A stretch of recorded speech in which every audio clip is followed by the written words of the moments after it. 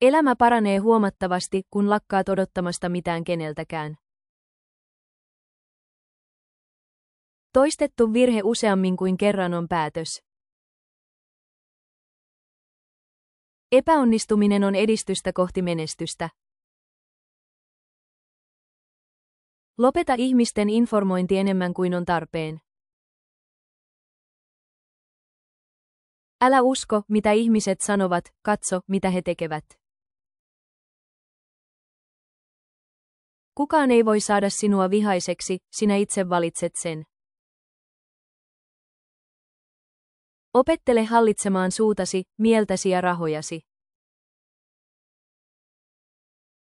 Elämä on parempaa, kun kukaan ei tiedä sinusta mitään. Elä elämää ajattelematta, mitä muut sinusta ajattelevat. Kypsyys on sitä, että joku satuttaa sinua ja sinä yrität ymmärtää hänen tilannettaan etkä satuta takaisin.